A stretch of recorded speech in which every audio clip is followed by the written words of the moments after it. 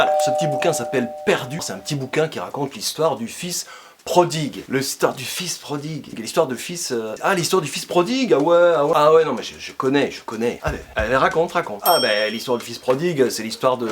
Bon, alors, c'est l'histoire d'un fils c'est l'histoire d'un fils qui réclame à son père tout son héritage, tout plein d'argent, là, puis il se barre de la maison, il y a que ça qu'il veut, et il se barre de la maison, et il va là-bas, loin, il va faire la fête, il va claquer tout l'argent, mais c'est n'importe quoi. Ça part en saucisse, il se retrouve avec plus rien, vraiment n'importe quoi, il est avec les cochons, là, et alors tout à coup, il se dit, ah oui, tiens, mais, dans le fond, les cochons de mon père sont mieux traités que moi, donc je serais bien peut-être de rentrer à la maison. Au moins, je sais pas, je suis son fils, quand même. Et donc, et voilà qu'il rentre à la maison, et le père qui l'attendait patiemment, tout qu'il le prend dans ses bras. Sauf que il y avait un autre, qui était resté à la maison, lui qui pensait faire tout bien comme il faut. Et puis il voit l'autre qui rentre là. Attends, mais qu'est-ce que c'est? Il est parti quand même. Il avait pris tout l'argent, il a tout claqué n'importe comment. Et il revient, et on sort le poulet, et la boule à facettes, et vas-y qu'on fasse la fête. Non mais oh. Bon, résumons. Alors c'est quoi cette histoire? Déjà, prodigue ça veut dire littéralement qui claque tout l'argent, enfin n'importe comment. D'où l'expression enfant prodigue, celui qui fait n'importe quoi et qui rentre à la maison et que son père est content et que tout va bien. Bon, c'est un peu trop simple de lire cette histoire comme ça. C'est un peu dommage aussi. Cette histoire devrait s'appeler, comme le dit Marion Muller-Collard, l'histoire de l'enfant qui part et qui revient. Vous voyez, c'est déjà plus...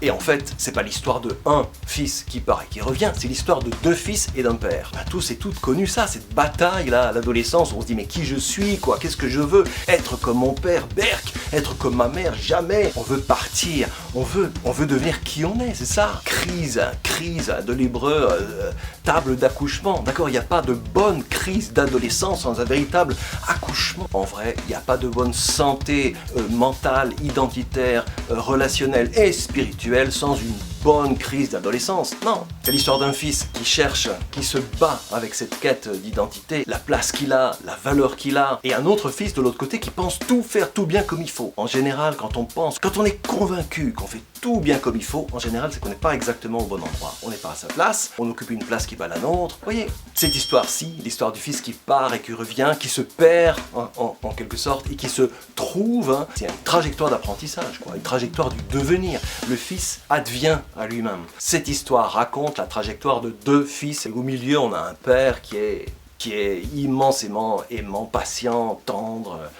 bienveillant, mais alors, c'est génial cette histoire. Si on lit un récit comme celui-ci au premier degré, ben on passe à côté de l'histoire, carrément. Perdu, c'est un tout petit livre génial qu'on a pensé et conçu pour les adolescents, mais c'est un livre que vous pouvez bien sûr offrir à tout un chacun que vous croisez dans la rue ou qui vient vous trouver en disant « Attends, en fait, les histoires de Jésus, moi je comprends pas grand-chose. Qu'est-ce qu'il raconte? Qu'est-ce que ça veut dire ?» C'est là que vous dégainez le bouquin de votre poche. Ah bah tiens, regarde, j'ai pour toi justement ce bouquin, Perdu, quand le rêve tourne au cauchemar. C'est une histoire que Jésus raconte et c'est pas la moins intéressante. Tu vas voir ce que tu vas voir. Et alors autre chose, quand le rêve tourne au cauchemar, c'est toujours intéressant. Quand un rêve tourne au cauchemar, c'est toujours intéressant. Il y a quelque chose qui fait bouger les lignes, vous voyez, il se passe quelque chose. Le principe des histoires que Jésus raconte, c'est ça aussi. Je veux dire, s'il se passe rien, c'est qu'on passe à côté de l'histoire, en vérité. Ça doit faire bouger les lignes, ce qu'il dit. Ça doit faire bouger quelque chose, mais carrément, quoi. Voilà, c'est un petit bouquin qui coûte moins de 6 €. Moins de 6 €, franchement. Alors offrez-le, mais alors sans compter, quoi. Soyez prodigue, hein. Prodigue. Attention, la Bible peut faire gravement du bien à la santé. Ne jamais la tenir hors de portée des enfants.